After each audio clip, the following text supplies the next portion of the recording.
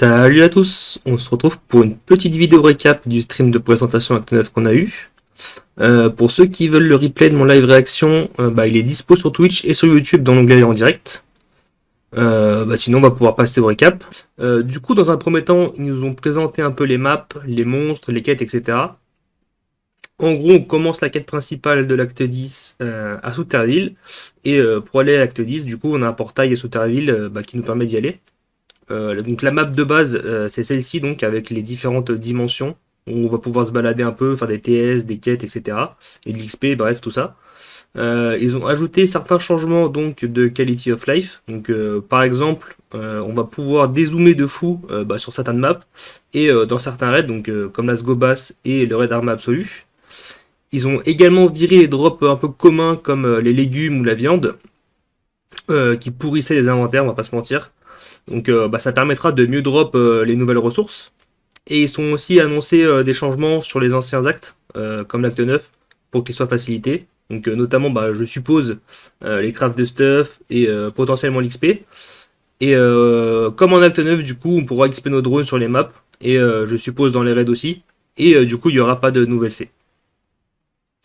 Bref, ensuite on voit le premier raid, qui sera un raid obscur à 15 personnes.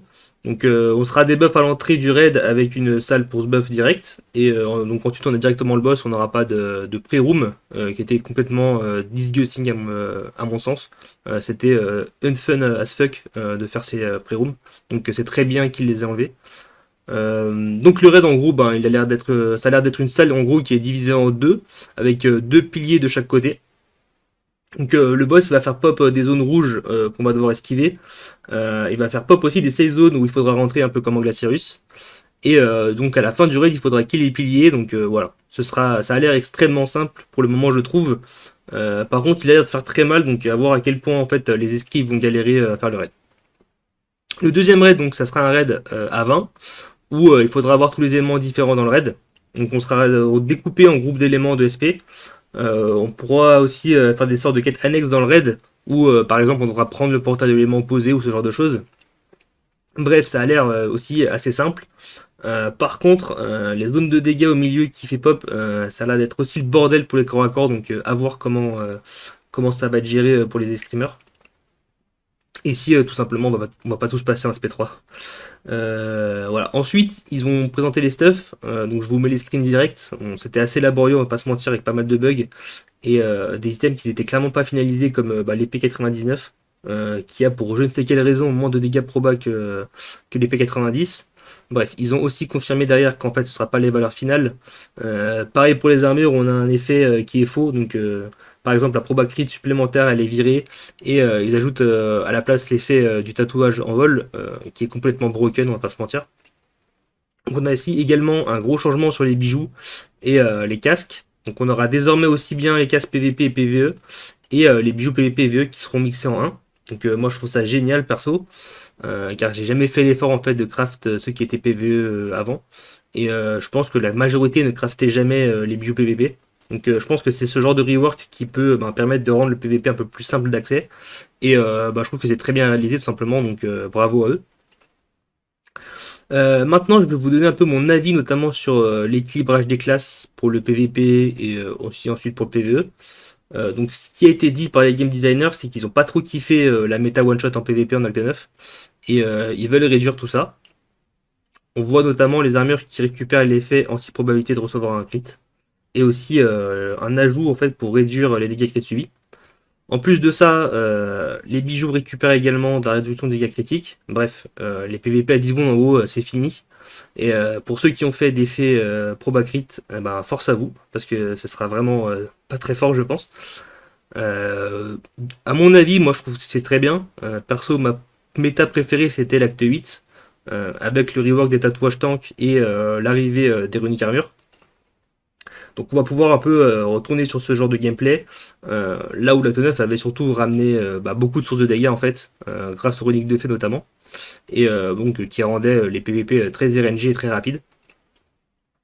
Et là on va retourner plus sur une méta tank qui est à mon sens beaucoup plus intéressante et beaucoup plus skillée.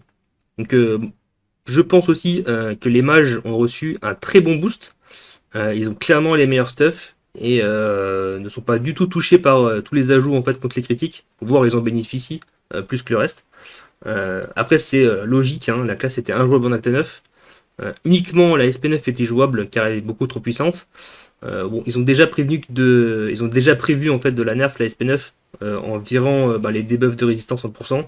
Donc à voir combien de temps ça prendra, mais voilà, c'est déjà prévu hein, de leur côté. Je pense que les esprits on s'en tire très bien. Je vois beaucoup d'esprits penser qu'on sera la pire classe, mais il faut savoir quand même que si tout le monde perd des dégâts et gagne en tank, moi je pense que c'est les archers qui se font baiser et pas les esprits. Donc moi ça m'arrange perso parce que déjà les monter mon escrimeur quoi qu'il arrive, mais voilà, je pense que c'est les archers qui sont plus impactés par tous les ajouts en fait d'anti-crit plutôt que les escrimeurs qui ont beaucoup plus de dégâts de base en fait. Je pense que les classes seront quand même au final très équilibrées, en tout cas au début. Donc à voir si les mages sont pas devenus trop forts, mais moi perso de mon côté ça m'étonnerait. Ils ont toujours aucune SP viable à part la SP9. Et peut-être la SP8 grâce au nerf de dégâts, mais ça reste très marginal, je pense. Puisque les mages, en fait, ils n'ont pas de bonne SP depuis les nerfs de la SP4 et de la SP7. Donc, à voir comment ça se passera. Donc, pour le PvE, par contre, je pense que les mages sont vraiment beaucoup trop forts. On n'a pas reçu beaucoup de sources de dégâts critiques à cause d'équilibrage PvP notamment. Et ça sera sûrement en fait impossible pour les autres classes d'être aussi bons que les mages en PvE. À voir pour le raid sans éléments, mais déjà qu'en Acte 9, la classe de mage était beaucoup trop forte. Là, ça sera vraiment compliqué pour les autres classes, je pense. Mais bon, l'équilibrage en PvE, ça n'a pas beaucoup d'importance en réalité. Je pense que quelqu'un de très optimisé fera tout le contenu très facilement.